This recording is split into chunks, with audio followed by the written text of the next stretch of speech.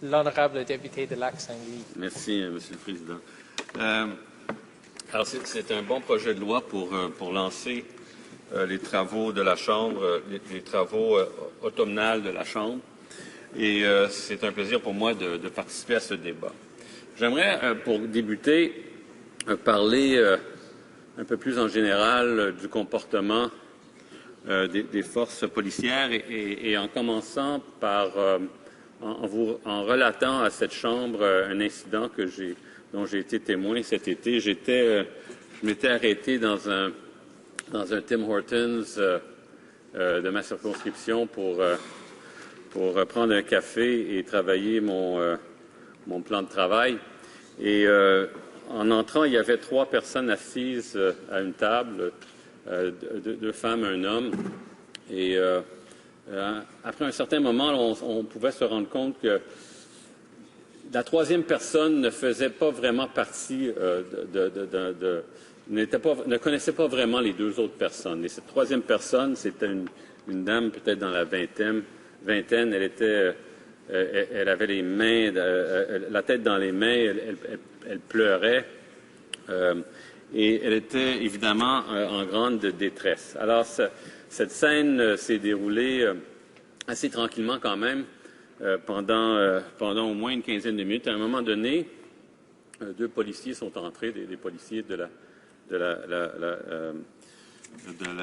policiers de la STM, les policiers de la communauté urbaine de Montréal, c'est-à-dire les policiers de la ville de Montréal sont entrés, 2 policiers, et ont commencé à jaser avec la dame qui était évidemment en détresse et l'ont invité à sortir. Il y a eu une longue discussion. Ça a pris la discussion a eu lieu sur un bon 30 minutes et les policiers ont agi de manière extrêmement professionnelle.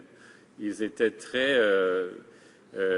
très compatissants envers cette dame et puis il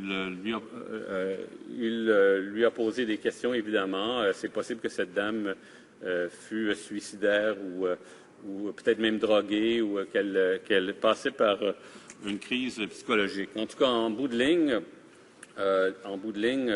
une ambulance est passée et les policiers ont dû mettre cette dame sur une civière et l'ambulance l'a emmenée à l'hôpital, évidemment.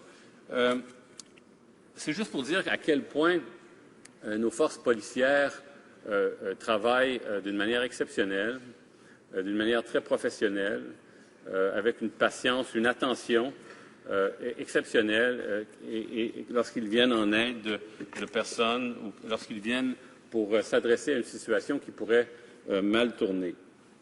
This exemplary conduct on the part of Montreal's finest shouldn't surprise anyone. I think, Mr. Speaker, I know we're talking about misconduct, the misconduct of police officers and specifically officers within the RCMP. But I think for every one incident of alleged misconduct or questionable behavior by the police, there are thousands of instances every day in this country, like the one I described, in which officers act in a manner consistent with the highest professional standards, in a manner that is faithful to their lengthy and rigorous training, and in keeping with the highest ideals of service to the community, the same ideals, Mr. Speaker, that led them to seek a career in law enforcement in the first place. On a personal level, the police officers I know in my community are individuals of the highest integrity, individuals committed to public service. I think of Roberto Del Papa, the community relations officer at Station 1 in my riding.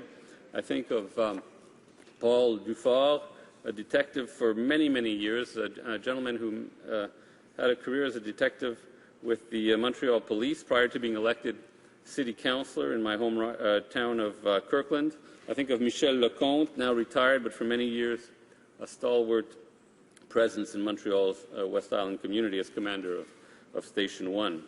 And I know there are many police officers serving in this House in a new capacity as the elected representatives of the same people they once served as peace officers. And I take this opportunity to salute their previous contributions to Canada in their role as members of various police forces.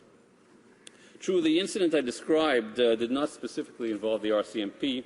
Indeed, we are talking about the RCMP's problems here today, but all peace officers are pretty much cut from the same cloth, Mr. Speaker. They're all members of the same family life, members of a true honour society.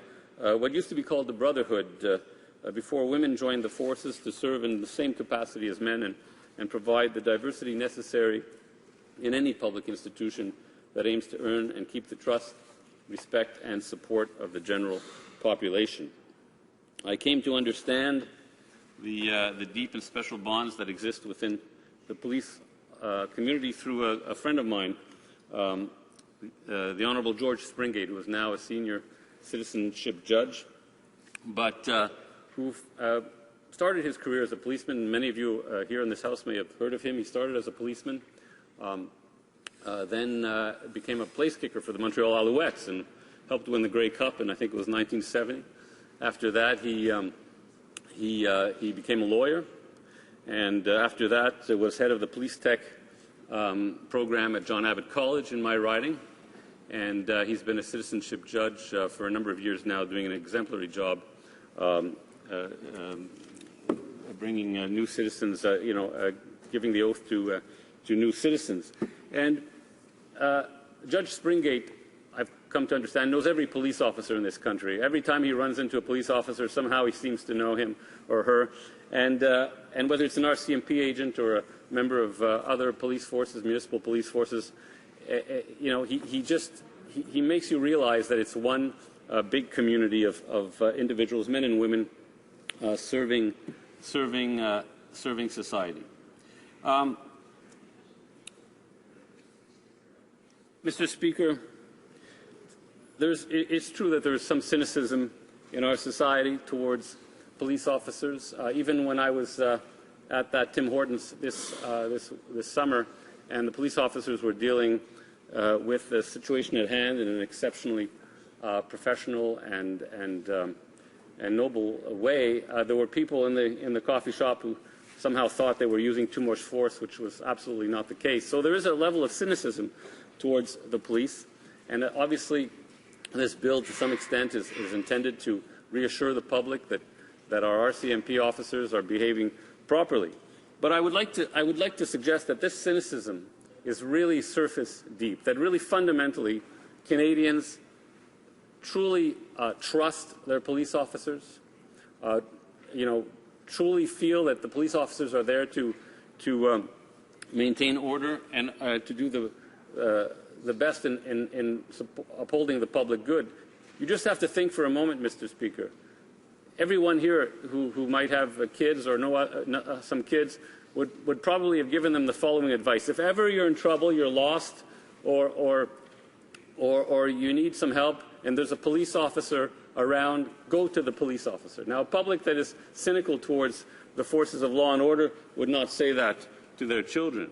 And also, we all know how much more comfortable we feel if we're in a situation where there's a disturbance or the potential of a disturbance when we see a police officer not far away, or if we see someone speeding on the highway and we just happen to see a police car not far away, we somehow feel much more secure. And that means that we really fundamentally do appreciate the work of our police forces. Now, that doesn't mean that police forces always operate in a perfect way, that reform is not required. Police forces, Mr. Speaker, are human creations. They are human constructs. They are human institutions. And as a result, their management structures and procedures and operations are a function of legislation that is created by legislators. And sometimes some reform is required. Sometimes the system is not perfect. Changes need to be brought, especially as society evolves. And that's what Bill C-42 is all about, Mr. Speaker. That's what it's fundamentally about. It's about changing procedures so that inappropriate behaviors can be dealt with effectively and decisively by the forces, by the RCMP's internal disciplinary mechanisms. But it's also about changing RCMP culture. Mr. Speaker, organizational cultures communicate signals about what is expected, about what is tolerated, and conversely, about what is not tolerated. I would suspect that, like any organization, the vast majority of RCMP officers' core personal ethics guide them instinctively towards appropriate behavior, both as citizens and in their role as police officers. At the other extreme, there are no doubt those who require clearer signals from the surrounding environment and corporate culture to inform them of what is behavior that is acceptable and what is behavior that is not. The RCMP's internal disciplinary structures, policies, and procedures must clarify, even simplify those signals so that expected standards of conduct for a federal police officer are clearly communicated. Obviously, this has not always been the case, Mr. Speaker. One has to simply look at the process, the disciplinary process within the RCMP at the moment to understand how complex it is. It's really hard to wrap one's mind around the various aspects of that system. And, maybe this is one of the reasons why there have been some incidents over the last few years involving the RCMP, whether it be the Maha case, where matters were not properly dealt with, where the RCMP brought some information, some false information to American authorities that resulted in Mr. Arar's imprisonment and torture.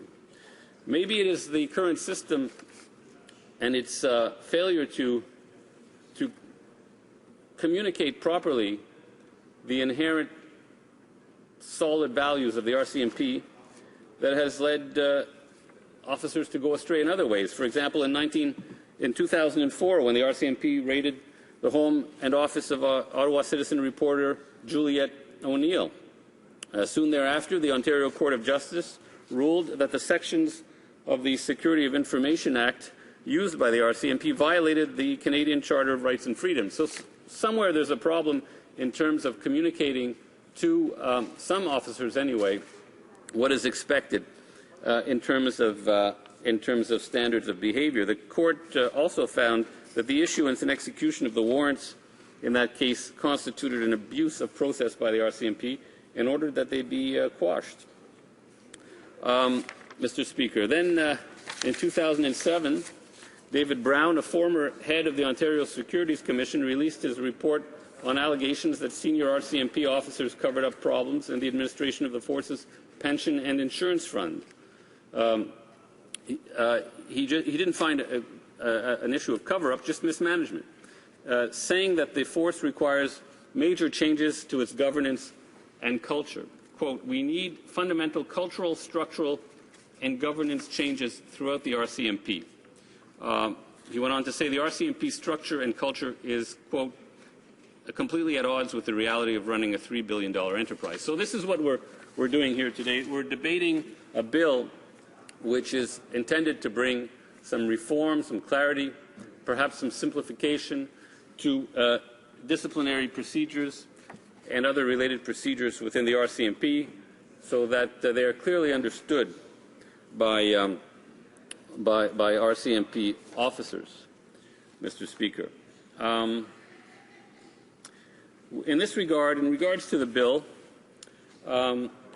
we are especially pleased that the government has finally given in on something Liberals have been seeking for a long time, a civilian complaints commission with the power to compel witnesses to give evidence, to review the RCMP's compliance with legislation and regulations, and appoint civilian observers to assess the impartiality of criminal investigations. I know that one of my colleagues raised this point somewhat in a maybe tangential way a moment ago in her question to the NDP critic.